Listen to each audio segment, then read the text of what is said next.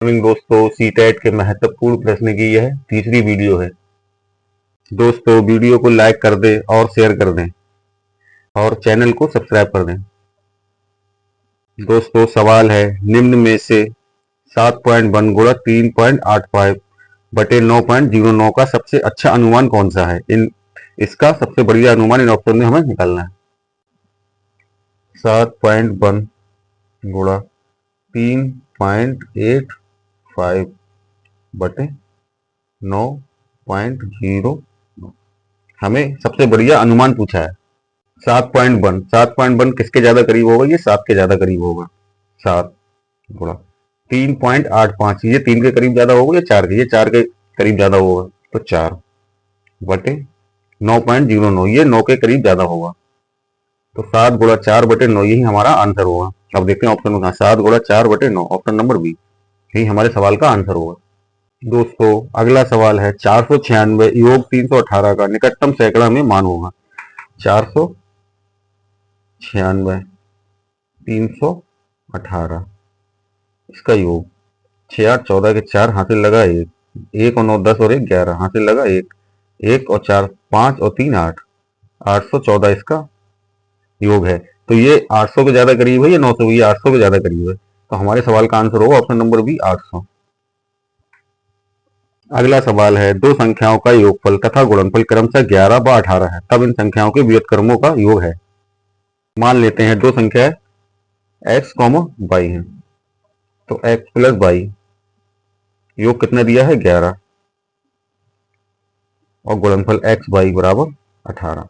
अब हमसे इनका व्युत्क्रमों का योग पूछा है, तो व्युत्क्रम क्या होगा? 1 बटे x प्लस 1 बटे y, इन दोनों की गुणा होगी x y, ऊपर आ जाएगा y प्लस का x, तो x प्लस y का मान कितना है? 11, एक्स वाई का मान कितना है? 18, यही हमारे सवाल का आंसर होगा। ये कटेंगे है नहीं किसी से, तो ऑप्शन नंबर डी 11 बटे 18 ये हमारे सवाल का आंसर होगा।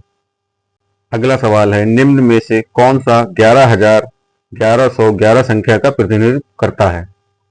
11,000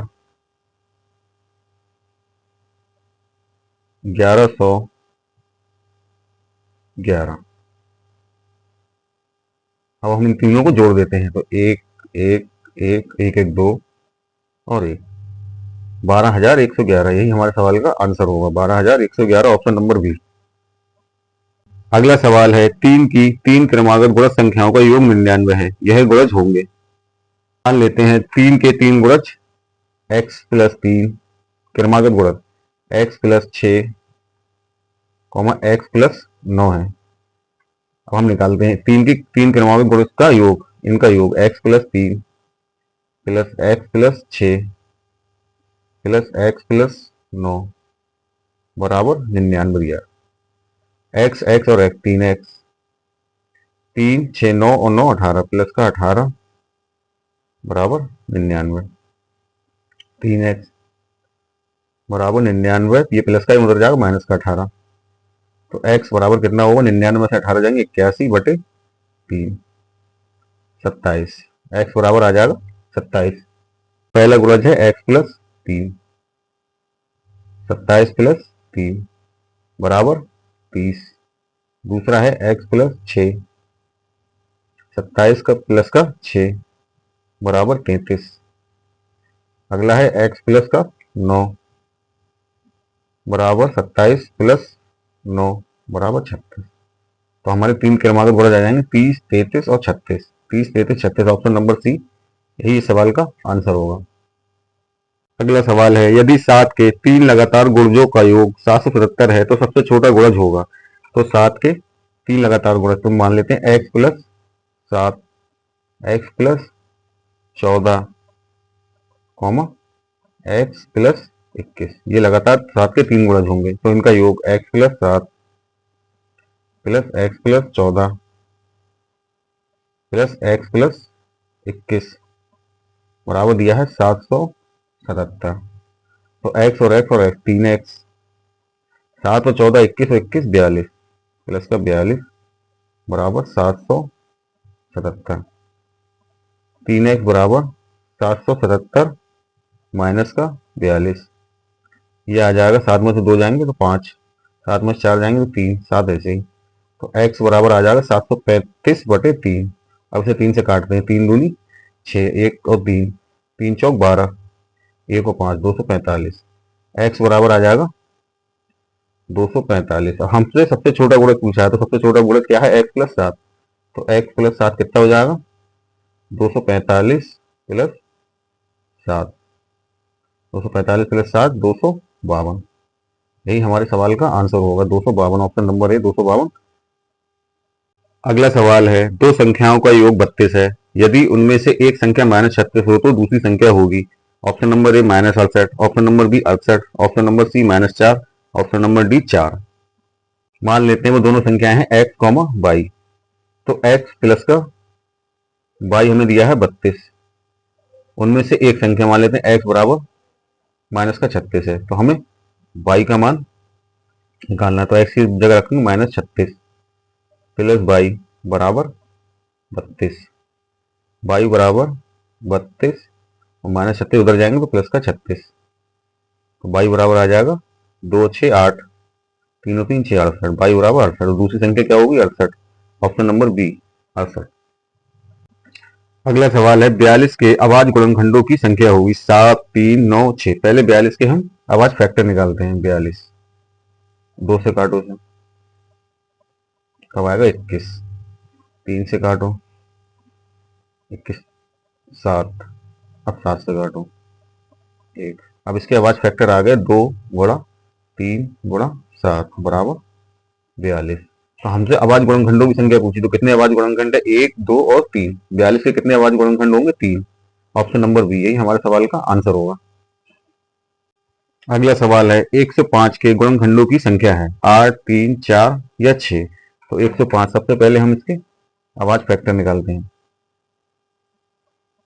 2 से काटेंगे तो ये कटेगा नहीं, 3 से कटेगा, 3 35, फिर 5 7, फिर 7 1। तो आगे 3 गुणा 5 गुणा 7 बराबर 105। इसमें कोई घात नहीं, इसका मतलब इनकी घात है 1। तो p बराबर 1, q बराबर 1, r बराबर 1। तो गुणनखंड की संख्या क्या हो जाएगी? संख्या बराबर गुणनखंडों की संख्या बराबर p plus 1 into q plus 1 into r plus 1। तो p कितना है? 1 प्लस 1, q कितना है? 1 प्लस 1, r कितना है? 1 प्लस 1 बराबर 1 प्लस 1 2 गुणा 2 गुणा 2, 2 दूनी 4 दूनी 8। यही हमारे सवाल का आंसर होगा। 105 के कितने गुणनखंड होंगे? 8। ऑप्शन नंबर ए। अगला सवाल है, गुणनफल 3001 गुणा 101 में से क्या घटाया जाए जिससे कि 3,03,11 प्राप्त हो जाए। सीटेट 2014 में पूछा गया क्वेश्चन। अब प्रश्न के अनुसार हम लिख लेते हैं 3001 गुणा 101। अब इसमें से क्या घटाया जाए? मान लेते हैं x घटाया जाए। हमें गुणनफल प्राप्त होगा 3,03,11। अब इन दोनों की गुणा करेंगे तो आएगा 3,31,101 माइनस का x बराबर 3,03,11। ये प्लस में इसको बदल लाएंगे तो माइनस में 3,03,11। ये माइनस का x और ले जाएंगे प्लस का x। तो x बराबर, इसमें से जब इसको घटाएंगे तो x बराबर आएगा 2790। यही हमारे सवाल का आंसर होगा। ऑप्शन नंबर ए 2790। अगला सवाल है, गुणनफल 1109 गुणा 505 में से कौन सी संख्या घटाई जाए ताकि 5,05,050 प्राप्त हो। तो 1109, प्रश्न के अनुसार 1109 गुणा 505, इसमें से क्या घटाया जाए? मान लेते हैं माइनस का x घटाया जाए, बराबर इतना आ जाए 5,05,050। इन दोनों का गुणनफल आएगा 5,60,045। इसलिए प्लस का इसको बदल लेंगे, माइनस का 5,05,050। इसको उधर ले जाएंगे तो प्लस का x।